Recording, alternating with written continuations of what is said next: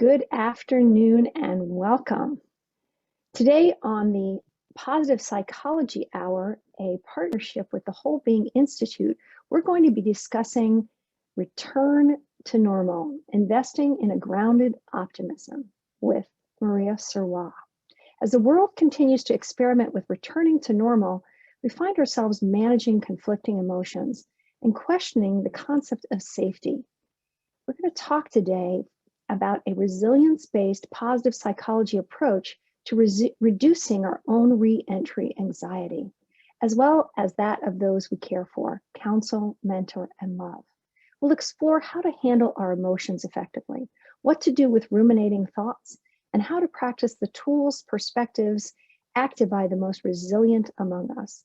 I want to tell you a little bit about our speaker. I think she's known to most of you, but if she's not, Maria Sirois is a master teacher, facilitator, author, and the co-founder of the Whole Being Institute.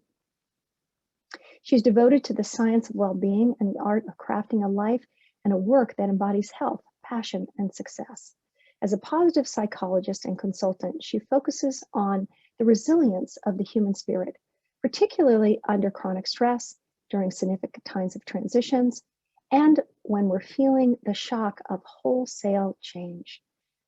Hence, the reason she's here, right? i.e. the pandemic. Known for her wisdom, authenticity, and humor, she brings a wealth of perspective from decades of study in the mind, body, medicine, and resilience disciplines. Welcome to the call, Maria. I'm gonna spotlight you and let's see, add the spotlight and just unmute and then we can, Hey. I'm so glad that you're here, but I also want to let everybody know that I understand that the new cohort of the SIP program, which is the Certificate in Positive Psychology, is now open for enrollment. So I wanted to make sure that everybody knew about that. And I'll also put the link in the chat because that is one of the ways that I survived with resilience. The first part of the pandemic, the 9 months of the pandemic, was I was invited to participate in the SIP program. I know some of you are alums, and you can write in the chat if you are and what you got out of that program. And I found that the skills that I learned really helped me manage this time period. And I'm so glad that you're here because I feel like it's going to be a refresher. And I could certainly use that. And it turns out, Caroline, especially in moments of upheaval, a refresher is not a bad thing. Well, I'll let you take it away. And welcome. Welcome and welcome to everyone. Thank you so much, Caroline. It is always an honor and a privilege to be in your company in particular and in the company of the Marlene Meyerson JCC community. So much goodness in the world and still yet so much anxiety about what return can look and feel like. I was just speaking yesterday with an executive who for the first time in over a year went back to the office and was stunned to remember that she needed to actually factor in traffic. She's in Boston. And then remember that she doesn't know where to park because during the pandemic, the office moved. So all of a sudden, her sort of joy about the possibility of going back to work became loaded with anxiety and pressure and the feeling like the day hadn't even started and she was already somehow wrong. It was already somehow wrong. It was already somehow a difficult day. What are we anticipating that most of us are all going to experience in the next coming months? Absolutely. There will be some sense of relief for some of us, right? Perhaps the kids actually go back to school full time. Like you can actually plan on 5 days when the children are in a school setting. There might be, for some of us, relief in the sense that there are regular work hours that either we can count on or our partners can count on, or our adult children, we know that they're going to be at work. We have a sense of sort of certainty about the day, the structure of the day. There might be some relief in the fact that in the opening, there'll be increased opportunities for camaraderie, sort of chance meetings on the street, planned events that we'll feel safe going to, and just that increasing sense of more vibrant connections being made real again. So that's in the relief category. There's also, for some of us, a disappointment category. A disappointment that I can't go through the day wearing yoga pants every single day anymore. And I've gotten quite attached to pants without a waistband. Or the fact that some of us have really benefited from being at home more. We've found appreciation in the dailiness of our routines. We have found an increased sense of gratitude for the simple things like a roof over our head or the view out the window. Some of us have benefited from children and or elders returning home to be with us, and we've loved the chance to be around the family table in different ways, in more constant ways. And some of us, the introverts, have enjoyed the privacy of being home, that somehow the world was a little bit more like us in that we kind of had to find and be in communion with ourselves more often. A third category is the category of anxiety, and that's the primary one that I am concerned about looking forward for most of us.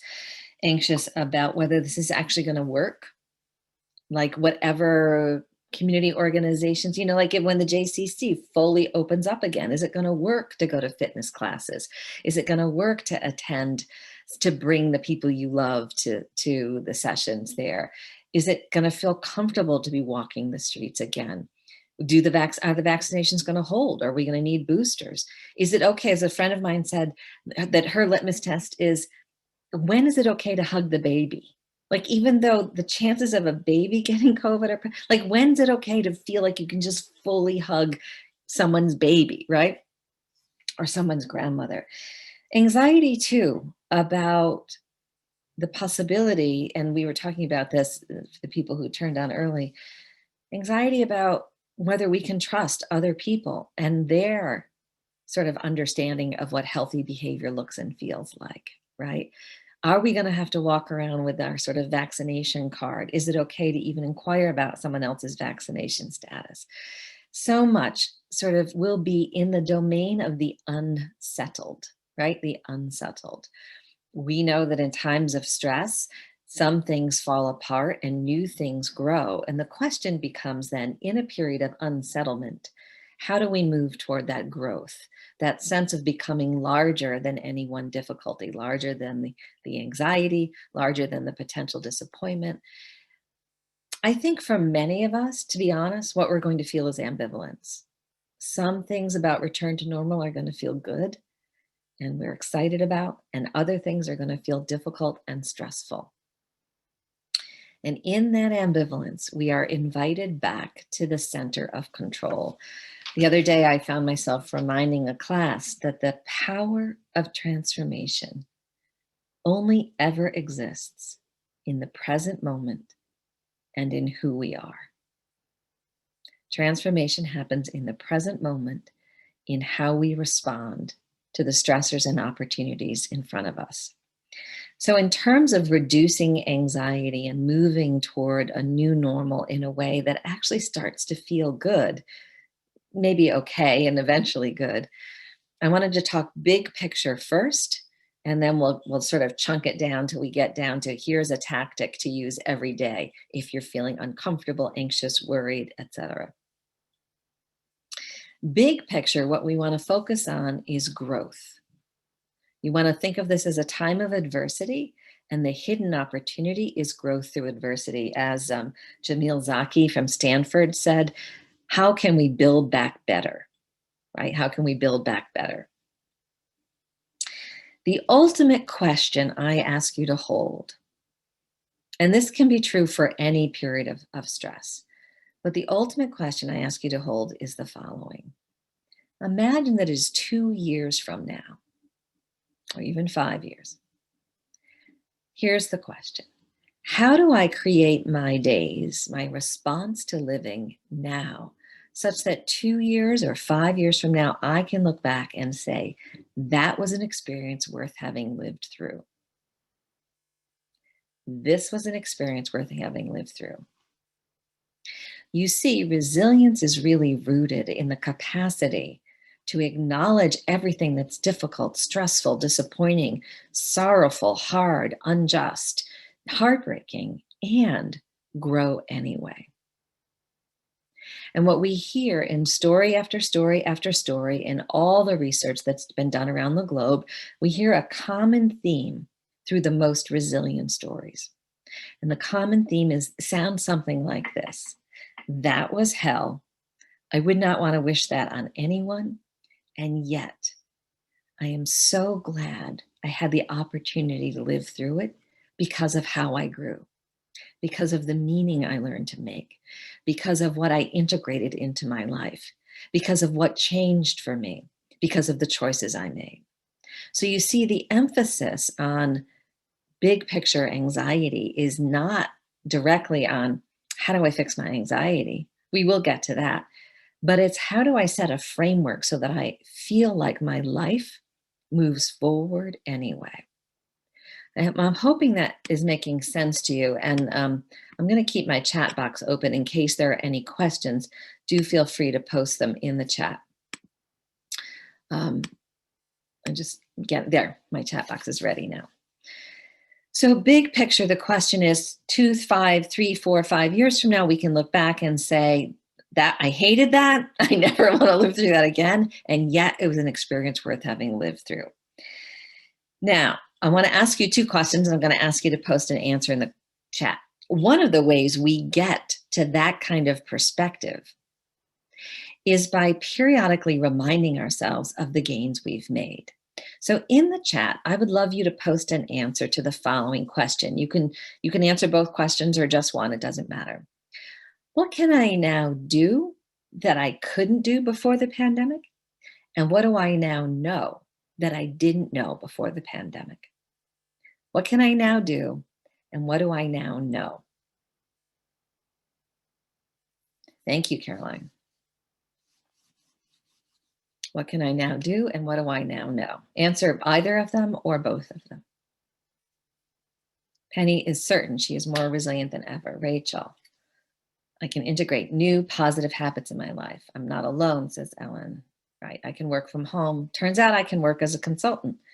Yep, garden. No one is coming, Andrew. Oh, right. Personal leadership there, Andrea. Hi, good to see you again. I know who I can rely on and who I can't. I am now the Zoom queen. Diane, own it, own it, own it. Joni, I have ways to help others, right? Notice the variety. Notice the incredible richness in these responses. These questions, a friend of mine told me this beautiful story about the Montessori school in her area. When a child turns 5, on their birthday, the class sits in a circle and the child walks the circle 5 times. And as she or he or they walk the circle, they are asked the following: what can you now do that you couldn't do when you were 4? And the child will say something like, I can tie my shoelaces. I can recite the alphabet. I can write my name, right? What do you now know that you didn't know when you were 4? And it is a beautiful practice because what these questions do is they help us consolidate our gains. They help us consolidate and solidify our progress in order for that question, for that experience 2 years from now, in order for 2 years from now to be able to say, COVID was hell, and yet I'm so glad I lived through it because of how I grew, what I learned, who I became. I became larger than the pandemic itself. In order to get to that experience, we need to consolidate gains along the way. We need to, in other words, hunt for the good in our own regular living. Now let's tie this back to anxiety. Anxiety is rooted in feeling like we're not capable of handling the stressor in front of us, right? Anxiety is a fear response that I don't have what it takes to manage this or manage that or handle this, right? And so one of the ways we diminish anxiety is actually reminding ourselves of our competencies, and not just our current competencies, but the sort of steady, stable center we have, the center of ability to learn and grow, even in the presence of stress. So I love that you keep these answers, by the way, or definitely keep the questions on a notepad near you so you can continue to consolidate gains as we move forward. So that's one, so that's like the big picture approach to managing not just anxiety, but any difficult emotions or difficult thoughts moving forward. The second thing that we know that resilient people do is they change the question. They change the question. So the questions we get trapped in when we are anxious are questions like, who can I trust? Is this going to go well? What if it all falls apart? I don't necessarily believe everybody. Who can I believe? The questions that actually keep us in a very swampy mental, emotional place. Resilient folk acknowledge those questions. They write them down. They talk about them, but they don't stop there. They actually consciously pivot to questions that I call are life-giving, the questions that bring us to a place of slightly greater optimism, not Disney fantastical optimism, but slightly greater optimism. So, one question that I love is the following question, and I would love for you guys to answer this one in the chat. Imagine that it is September, right? What is that, 4 months from now? And reopening has expanded. So, however, reopenings happen in your world, the JCC has opened. Up here by me, Kripalu has opened. Our school systems have opened. Many of the museums have opened. Broadway has opened. There's just an opening, right? Like, imagine the reopening has been happening in phases and phases, kind of like a beautiful flower. It's unfolding. Imagine that. What are you most looking forward to? So in the chat, I would love for you to record, what are you most looking forward to in the reopenings?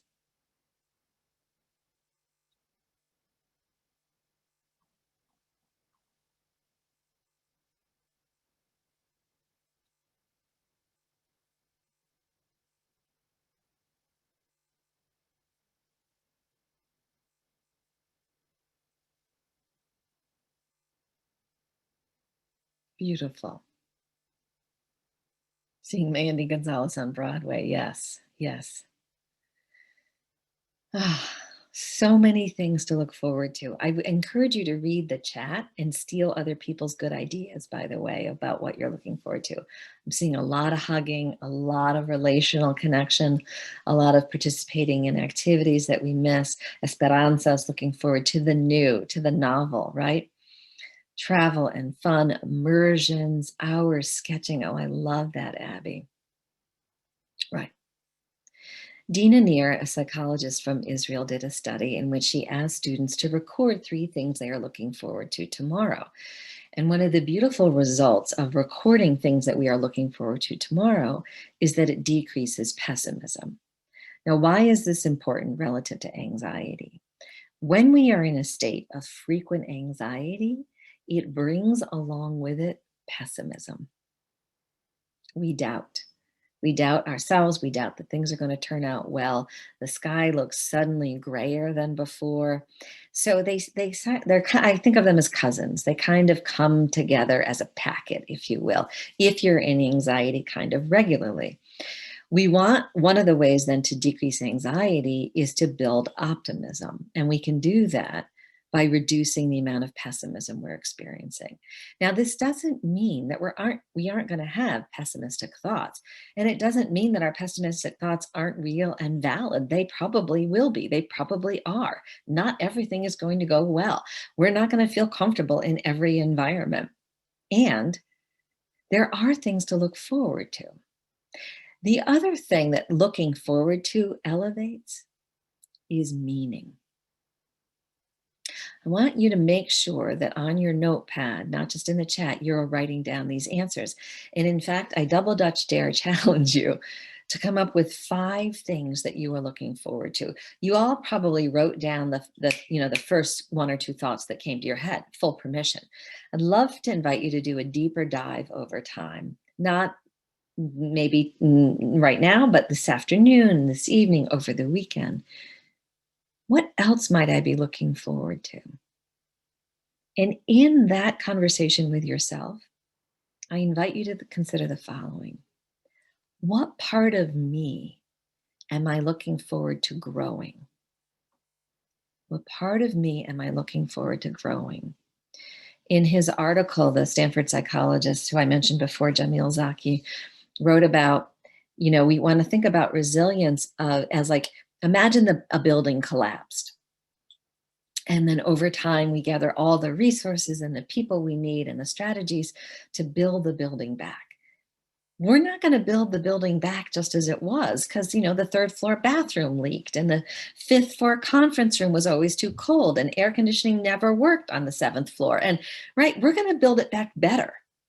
And this notion of holding oneself in the position of accountability toward oneself is actually one of the things that elevates a sense of meaning.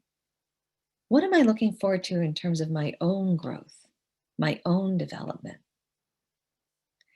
I don't know about you all. I hit the wall in December. I was burned out. I was done. I was tired. I was not languishing. The great Adam Grant article that came out in the New York Times recently about languishing, that middle ground between depression and thriving. I was burned out. I was in bed. Like I wanted the covers on me. I didn't want to talk to people. I didn't want to work anymore. I didn't want to feed anybody. I was mean to the cat. Like I was done. And as I started to come back to myself and remember that I have choices in how I shape my day and how much work I take on and how many times I say yes to opportunity. I have choices. I can actually set boundaries around my life and I don't have to burn myself out. One of the questions I sat with over time was, what can I look forward to growing? There's so much I know how to do and I've practiced, but what new or what important, what do I want to invigorate in myself? Diana, I'm going to write the gentleman's name in the chat, Jamil Zaki. He's a Stanford psychologist. And his work, he wrote a recent article about resilience and it was copied again in the Greater Good magazine. Okay. So we've talked about the biggest picture of all, imagining 3-4 years from now. And then we've talked about a 3-4 month window. What is Build Back Better? What am I looking forward to as a way to soften the impact of our difficult emotions and our doubts, our worries, our fears. I mentioned before that resilient folk ask better questions. I want to give you, Caroline, if you can post these questions in the chat, that would be wonderful. Again, resilient folk ask questions that are life-giving. So I want to give you a bunch of those now to take note of, and please do record for yourself the question that feels the most enlivening. Number one, what do I actually want to feel in September? How do I want to feel?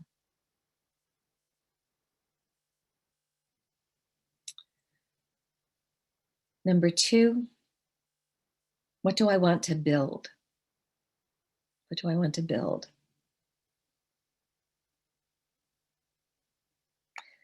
Number three, and this refers to our first prompt, what gains do I absolutely want to hold on to? What gains do I absolutely want to hold on to? Big picture question, what might be possible? This is the North Star question, right? The real sort of driving I don't want a word, galaxy, universe. I don't know what word I'm looking for. Big picture, huge star, North Star, right? What might be possible? And then I want to give you the question that's going to make the sort of most specific and concrete difference to you in the presence of anxiety, worry, fear, doubt. What are my healthy boundaries? What are my healthy boundaries? You see, we have never, ever had control over how other people respond. We have never, ever had control over how they vote, how they think, what they want to eat. It's always up to them. We don't have control over who's going to wear a mask and who's not, who's going to get both vaccinations or just one or none, who's going to be honest about it. We don't have control. We just got to let that puppy lay down because it's not, we don't have it. What we do have control over, 1000%, is our own healthy boundaries. What are we comfortable saying no to? What are we ready to say yes to? And how can I set those boundaries in such a way that I feel like I'm actually taking care of myself, right? To this moment in my community, I have friends who are absolutely comfortable meeting outside for meals. I have friends who are absolutely comfortable eating inside restaurants for meals. And I have friends who are still haven't really left their homes. They go get groceries, they go get necessary supplies, and that's it, right? So different models of healthy boundaries. All are legit and valid. But the interesting thing is, we can't get to the yes of our living, the joy, the excitement, the delight, the significance, the matter. We can't get to the yes of our living until we're good at setting the no boundaries. No actually facilitates yes. So optimism, a grounded sense of optimism that things are going to be okay and I'm going to be okay, really rests in setting boundaries. Okay. I have one more thing I want to teach you, and then we'll open it up, Caroline, for questions. Is that okay? So we've talked big picture, a couple of years from now. We've talked the next 3 or 4 or 5 months. Where do we want to be in September? Now I want to talk about anxiety in the moment. Anxiety in the moment, when it shows up on any one day. The first invitation I always offer to people to anxiety is to think about, what do you know that already works? Like what works for you? I have a daughter who is in graduate school right now. So she periodically has literally panic attacks about papers and exams and so on. And she's 25, she's not 7. So she has a history of dealing with anxiety. And my first question to her always, Rafaela, what is it that works for you? Remember what works. So that's the first intervention. What is it? Meditation? Is it walking? Is it exercise? Is it calling a friend? Is it a certain kind of tea? Is it distracting yourself?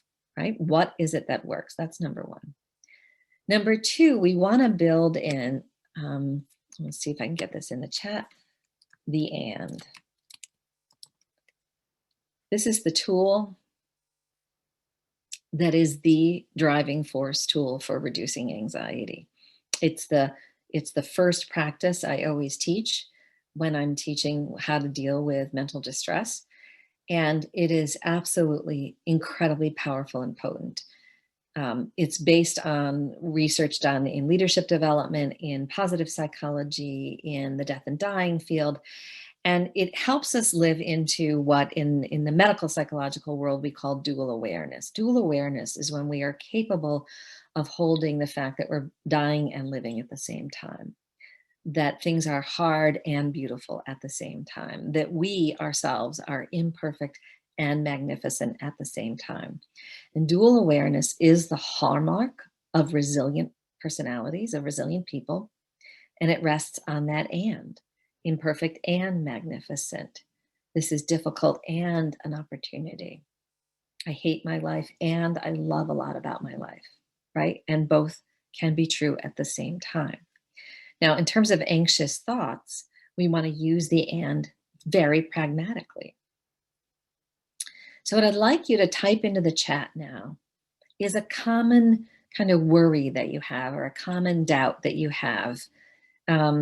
It could be about you, it could be about the world. Like, I can't trust other people. It might be a thought that kind of bothers you, or I don't feel good about returning to the office. Just type into the chat a doubt, a worry, a self-critical thought. I'm not doing enough to help the world. Some kind of anxious, negative, ruminative thought that you might have had over the pandemic. Let's get some samples in the chat.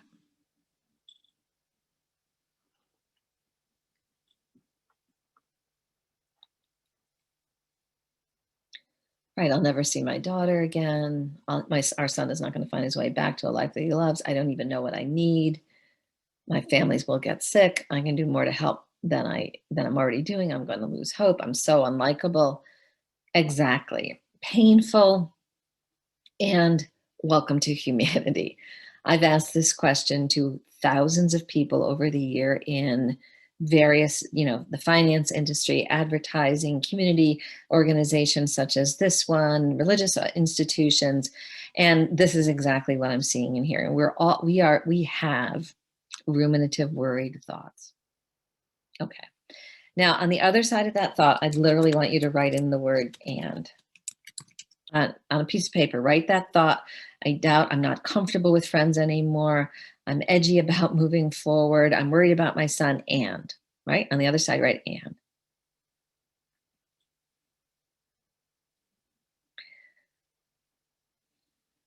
And then on the other side of the "and," I'd like you to write just one thought that is slightly positive. Again, we're not looking for fantastic optimism here. We're looking for slightly positive and true, meaning you actually believe it. You actually believe it. So my ruminative thought has been, I'm not doing enough, and I'm not doing enough, and I show up every day as best I can. That's true. Turns out I failed some miserable parenting skills when my kids were young, and I'm learning to recalibrate. Diane, I'm worried about making the wrong decision, and, right? And it will be a new opportunity. And I did take steps. And I saw my best friend. And, right? As we practice the "and," what we are building is what Dr. Karen Rivich from Penn calls cognitive flexibility.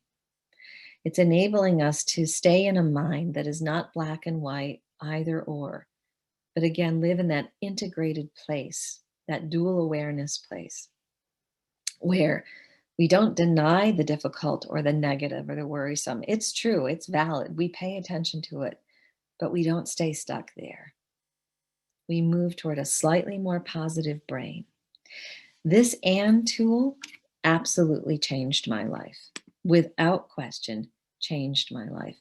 It is probably one of the top 3 greatest resilience building tools you could learn. Because most of non-resilience, I'll say it this way, most non-resilience is rooted in belief systems that we can't manage whatever the challenge is in front of us, that we aren't good enough, competent enough, strong enough, or that the world is never going to help us. It's never going to be fair. It's never going to be safe. It's never going to be just, right? Very rigid, black and white, doubting kinds of thoughts. That's the domain of non-resilience. Resilience is in the domain of this dual awareness or integrated perspective, where we acknowledge the difficult, the wrong, the bad, and we choose to invest in the good. I don't have enough time to do everything, and I have choices about how I spend my time. Absolutely, Deborah. Hi, Deborah. Good to see you. So, big picture, middle picture, sort of the dealing with the daily anxious thoughts. I want to pause here and open it up, Caroline, for conversation and any questions. There was so much in the chat that if you did post a question, I probably didn't get to see it. Maybe you could repost it again now while I'm actively. You can also put in the chat question and then your question, and then we'll know. It'll be easier for us. Marie, I was just curious about higher self, lower self in relationship to the "and," right? That I find sometimes I have in my self-talk that I'll have a part of me that, will be like I don't think I can do it. I'm not so sure. And then if I have my higher self, it's like, well, wait a second. You've done this before. Is there a similarity to that dialogue with the "and," or is it different? I'm curious what you mean by higher and lower. I guess for me, lower means the one that is doubting, the one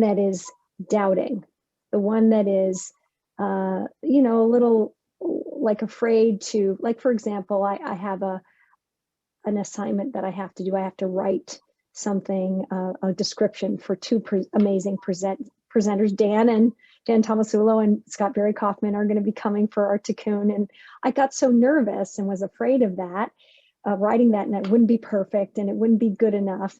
And then finally, I just had to listen to another part of myself, right? To say, wait a second, let me just try it. Let me put it out there. Let me send it to them and see what happens, right? So there was a fear there that I couldn't do it.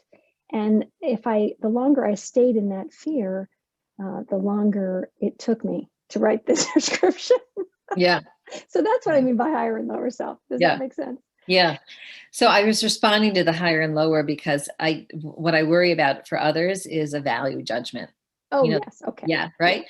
Yeah. And psychology, by the way, has contributed to this. Like we talk about the child voice in us or the parental voice, right? We talk about the unsophisticated voice and the wise voice. My preference is actually to have all the voices at the table. Like just, they all get a seat at the table, but I get to decide who in that moment is going to lead the conversation. So my anxious voice gets to sit there, my doubting voice, my sick of the world voice, my sarcastic, permission to be at the table because that's part of who I am. It's just part of who I am. And also in the self-critic voice, yes, exactly. But I get to decide who's leading the conversation. And so it's helpful for me. Maybe for you, it's about rising, like which voice helps me rise. That's one metaphor. For me, it's about who gets to lead the conversation. I know Brene Brown talks about who gets to drive the car. Like fear gets to be in the car, but it doesn't get to choose the radio station. It doesn't get to drive, right?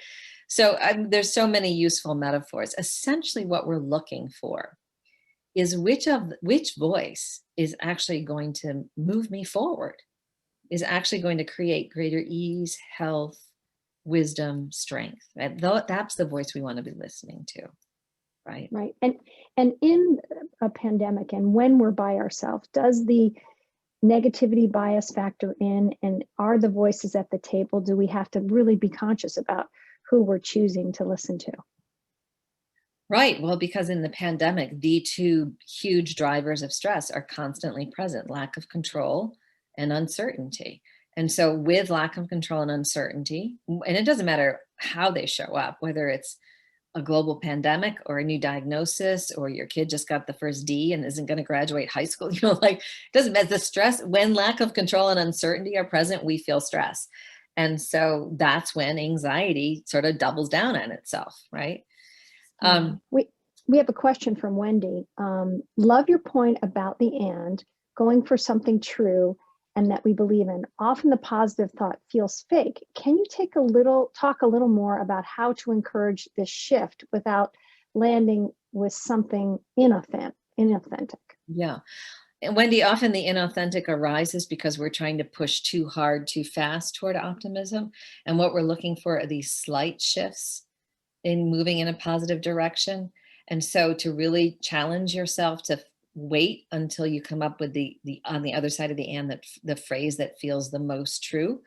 So when I hit the wall in December, I could have built 1,000 ands that said, and I'm going to knock this out of the park. And 2021, I'm going to be my best self, and I'm going to get uber fit. And, and I wouldn't have believed in that. So my and actually the tiny first step I took, Wendy, was I am miserable and I'm going to record one honest thing every day.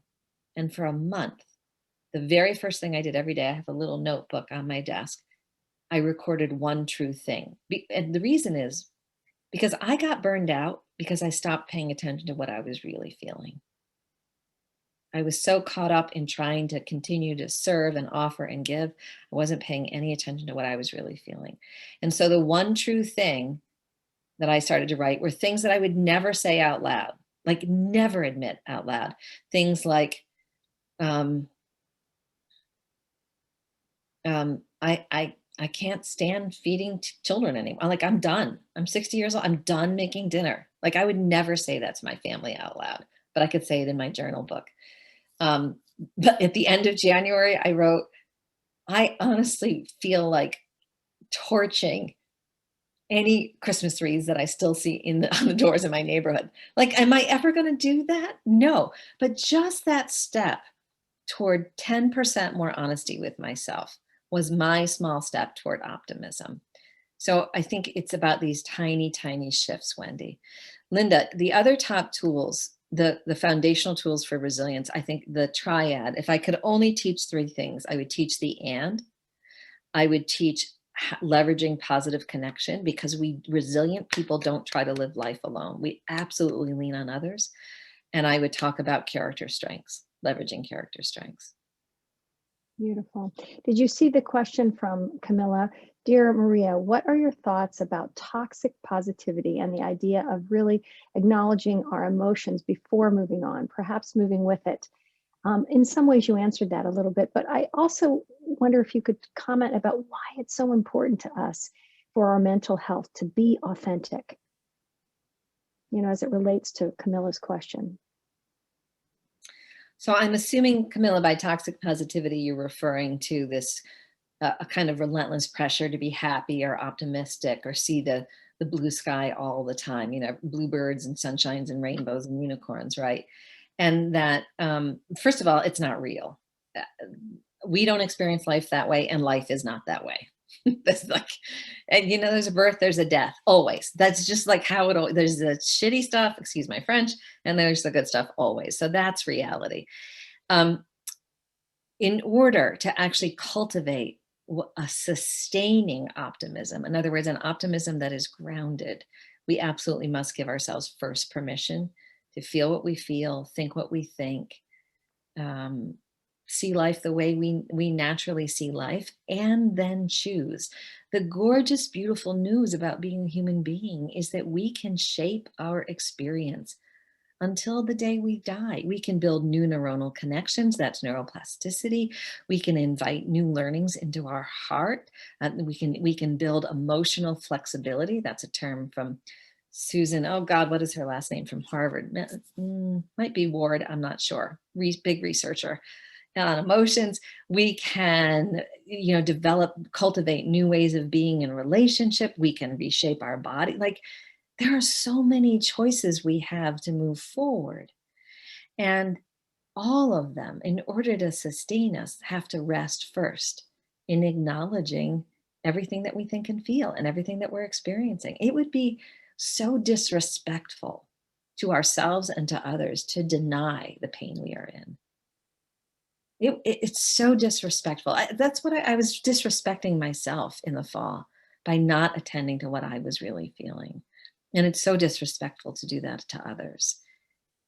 Far, far more integrated and healthful to respect what we feel, what we know to be true, what we believe to be true, and see if there is another story also that we might choose to move toward that will actually engage and enliven us.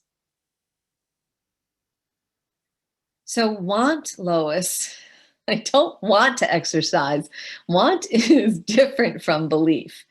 That's that's an opinion. I don't want to exercise. Permission to not exercise, and permission to be open to the possibility that one day you may want to. Permission to choose exercise that brings you joy. Permission to sort of hold the line there and set a boundary and enjoy your life anyway. And Diana says, I have such a hard time putting into action any of my positive thoughts. I get so depressed and frustrated. Can you help me with this? Yeah. So I don't know about you, Diana, but I found it really hard. I had a brain that was really hardwired for negativity and depression.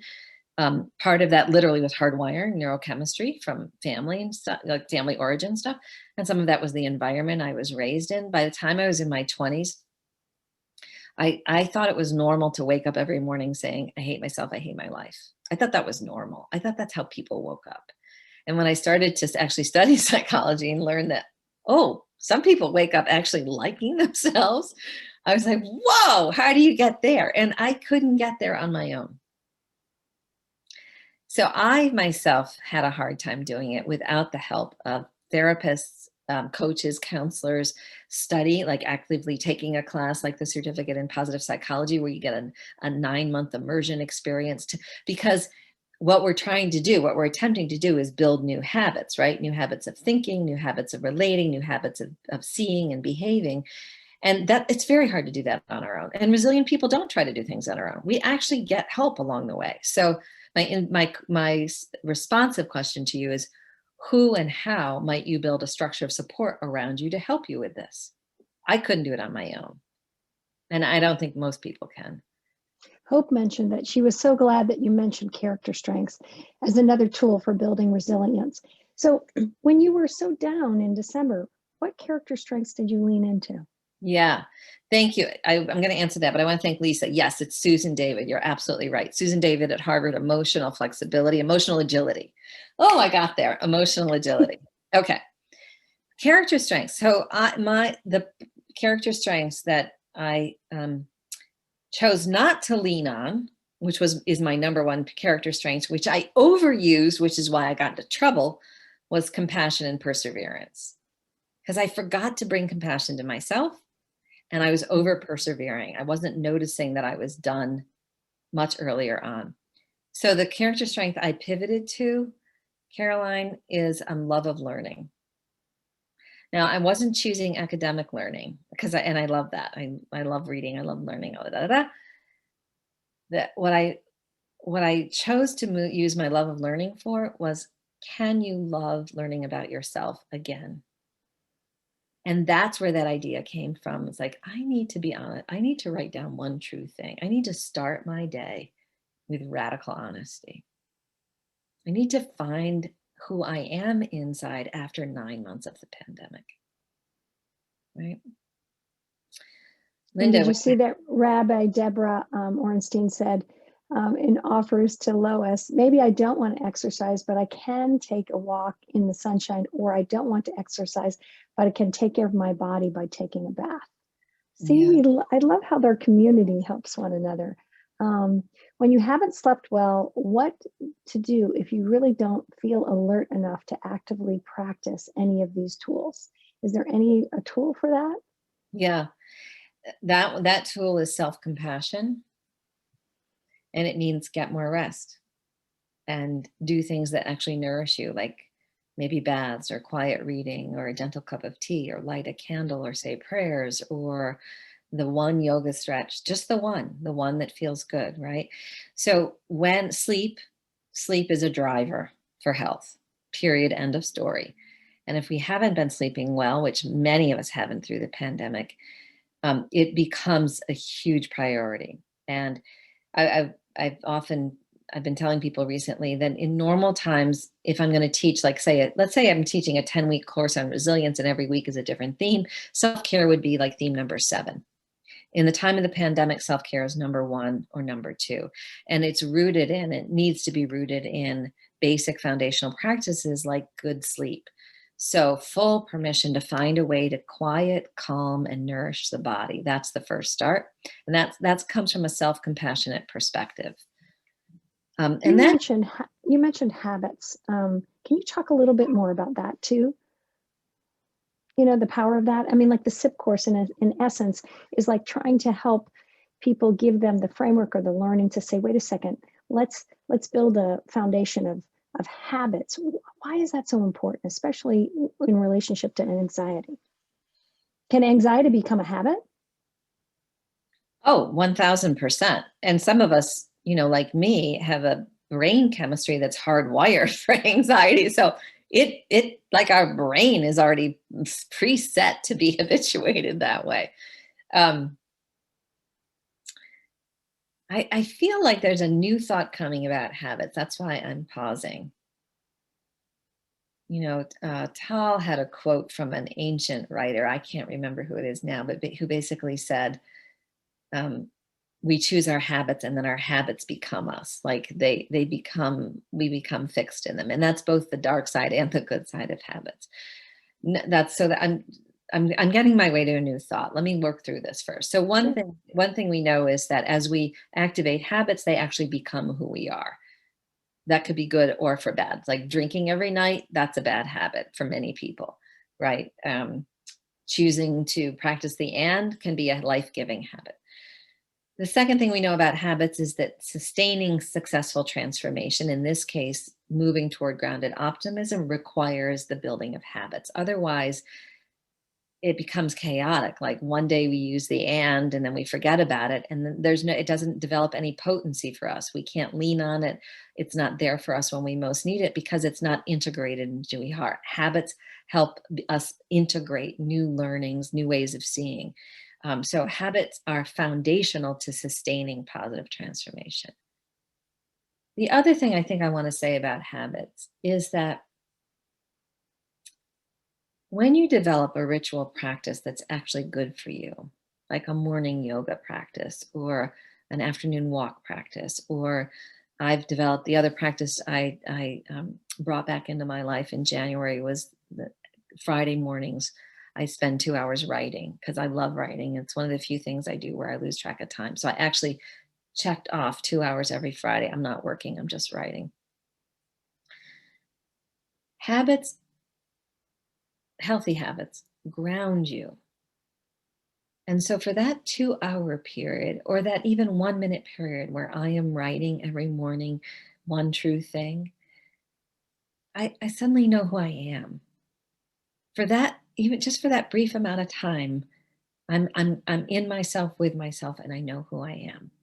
The rest of the day can feel chaotic and like life is assaulting us, or it's confusing us, or yay, a wonderful thing happened. And then wait, what? Who died? Like life can feel so capricious and chaotic.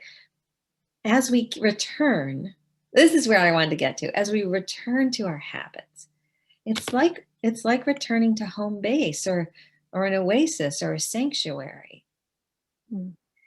And in this way, our habits provide us respite from the assault of living. This return in the fall is going to be wonderful and chaotic and stressful. And we want to have a safe place to go to. And our habits become that. Beautiful. That is so interesting. And I hadn't thought about the potency that you were talking about and in relationship to repeating things over and over and how they become more potent.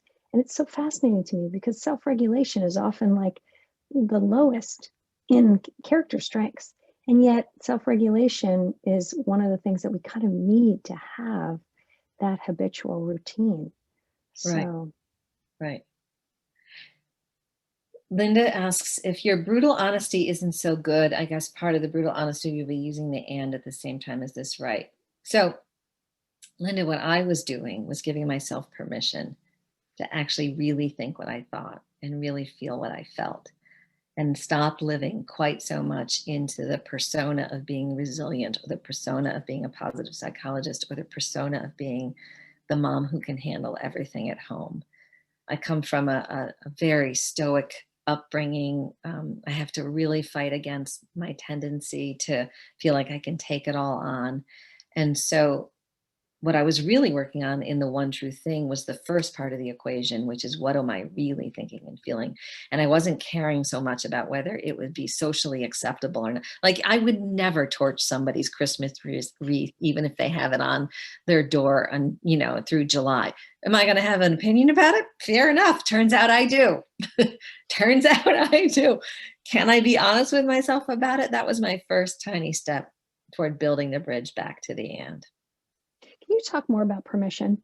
I think that's a key that some people, are we afraid to give ourselves permission to have our feelings? Are we afraid that they'll take us somewhere and we won't go be able to come back? Is that, or just feelings in general, being swept away by them?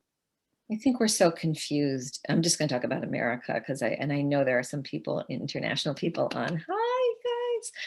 But in America, we are very confused about authenticity and what it really means. And the permission to actually be who we are, faulted, fractured, and imperfect, and still be contributive and beneficent and generous and generative.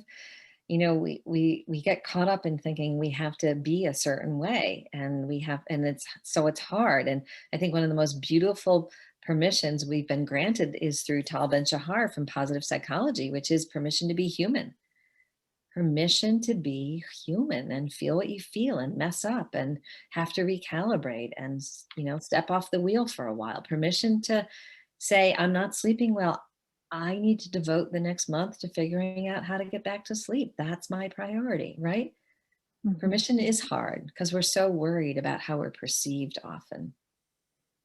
Yeah, and there's some wonderful comments in the chat about Qigong classes um, and private group classes. And thank you, Donna, for sharing the information. Question, how to find your own honest pace of reentry in this pandemic? There's such a clamor of voices. Yeah, that I think is really about looking at it as an experiment. So let's say you get invited to a dinner party of 4 people inside a house, and you're ambivalent. You're a little worried, but you're also a little excited. Think of it as an experiment. I'm going to go and see if I actually can relax and feel comfortable. It's an experiment. And if it doesn't go well, you don't do it again for a while until you're ready, right? Can you experiment? I mean, the first time I went to Target in the pandemic, I don't know about where you live, but Target by us is the big store. Like, we don't have a lot of shopping. Target, there were 9 million people in Target. And I was like, I can't do this. I'm not ready. We were masked, but I was like, I'm not ready. It took me another month to get back to Target, right? So it's like dipping your toe in the water. Think of it as I'm going to do an experiment, see how it goes. I'll evaluate and decide from there. Is that like Dan Tomasolo's micro goals? I'm Sure. just going to have a little teeny step. Judy says, being home has been great, but I'm afraid of going back to work in the fall and slipping into old unhealthy habits. I have new habits that I've created, and how that's true for me, right? How do you solidify new habits and behaviors? It's that idea that you were talking about. Wait a second, I'm going to go back and I'm going to build it stronger. I'm going to build it better. Or I'm going to do things differently. Yeah. Well, that's where we started, Judy, with what do I now know? What can I now do?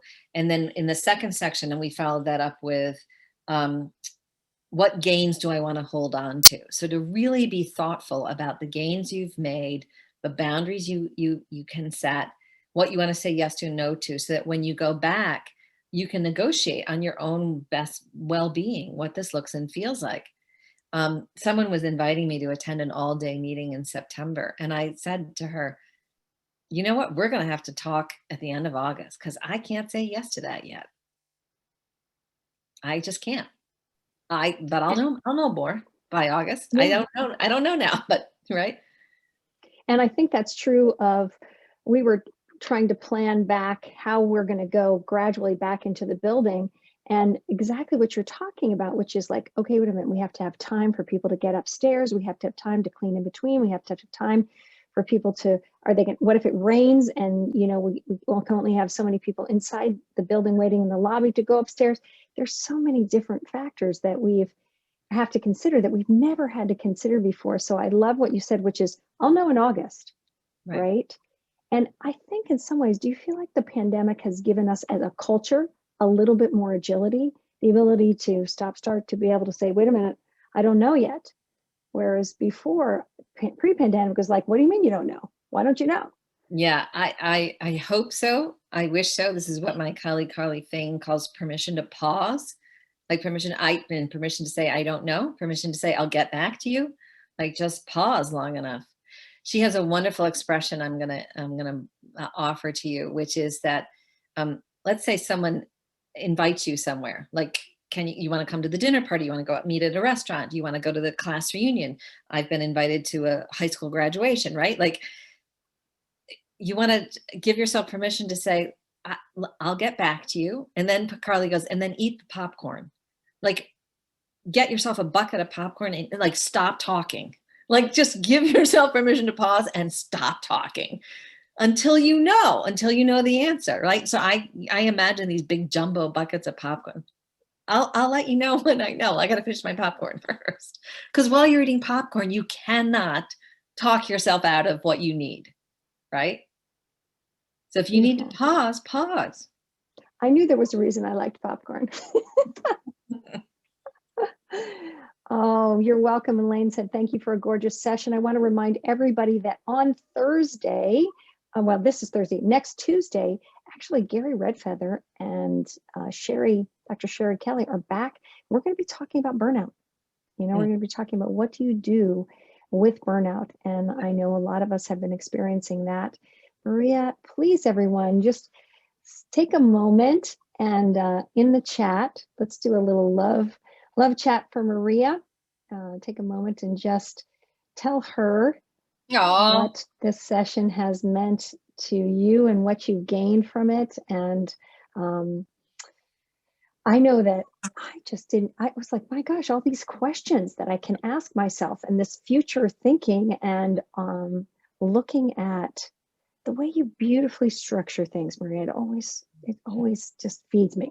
And like I said, I wanted a refresher from SIP. I'll put the information back in the chat. It really helped me, you guys. I can't tell you enough how I would recommend this course. And the new cohort is you're signing up people now, and I just recommend it entirely. You'll get to be with some amazing people, and what a great way to be back a transition, right? To manage a transition. So thank you. You feel free to unmute. Say goodbye to Maria. Mother's Day. Happy Bye.